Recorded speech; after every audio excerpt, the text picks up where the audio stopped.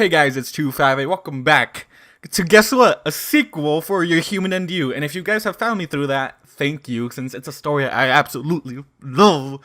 And sometimes I would love to be Max, but at the same time, this boy has literally been through hell and back. And nah. But I hope the sequel, by the sounds of it, it's gonna be about the family. But at the same time, I want the beginning of this just to be like Twilight hasn't told him yet after the epilogue, but who knows. Anyways, I'm just hyped. So the first chapter, or the first video it's going to be, right now there's currently 5 chapters, including the prologue. Technically there's 4. So the prologue is going to be its own own video. I didn't do that for the first one because I fell in love with the story and I just kept reading and reading and reading. I didn't know what the heck to do. So that's what happened during that. Anyways, if you found me through this, thank you. And here's a continuation of it. And I think this is going to be the last time we hear of Max and Twilight for a while. And this is the story that actually got me to fall in love with Twilight, if you've been here through those times. And thank you if you're still here for this. It's gonna be great. Anyways, let's hop into it.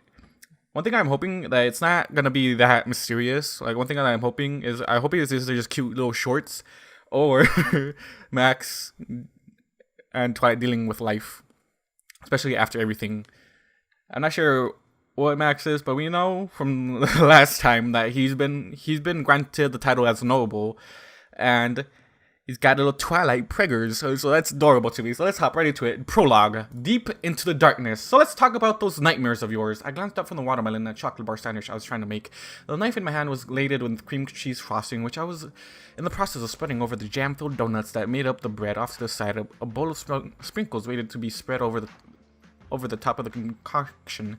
A wine glass filled with grenadine syrup pranced across the counter, its tiny glass legs tinking against the hard marble countertop as it danced around proudly. It got too close to the edge, though, and I had to catch it up before it fell onto the floor. I placed it back on the counter and I nuzzled my hand before high-stepping off. Placing the knife back into the frosting bowl, I wiped my hands on my "we'll make nachos for tacos" apron as the bowl rolled away, giggling happily to itself as the frosting inside shifted through the various colors of the rainbow. I watched it as it fell to the sink before turning my attention to the pony who had spoken.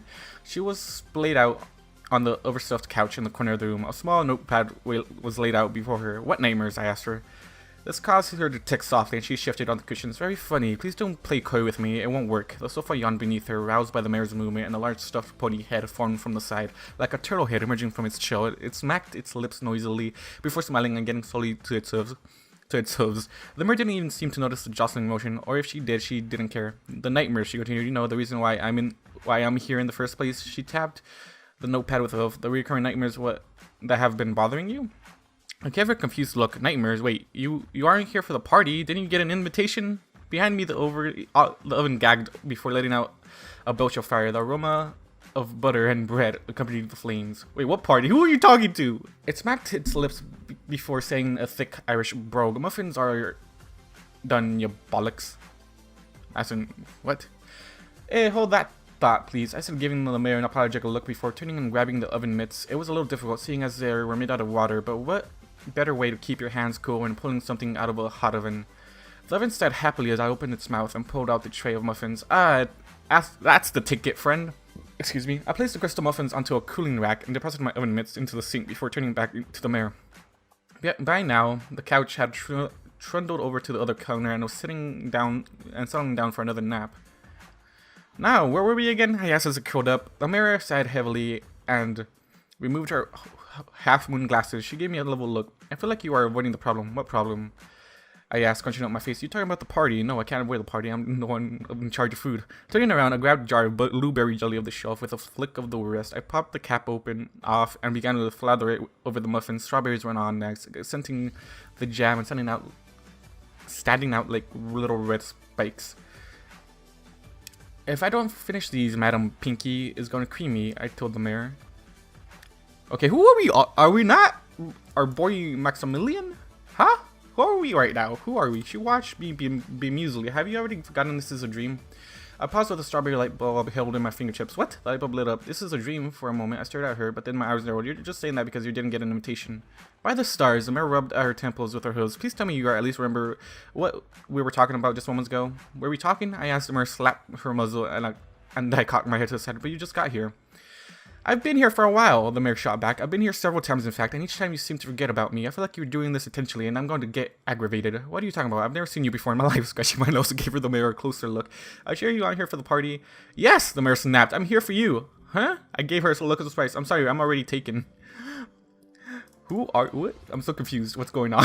I'm literally confused. The mayor ground her teeth together, and a pair of fangs slipped past her lip for a moment, closing her eyes. She took a deep breath and visibly calmed down. It's my job, she muttered herself. It's my job, it's my job, it's my job. Her wings fluttered at her side as she repeated the mantra several more times before opening her eyes again. You can't keep avoiding this, she said. Not only is it bad for your mental health, but your mate has also noted that it's beginning to affect your physical health as well.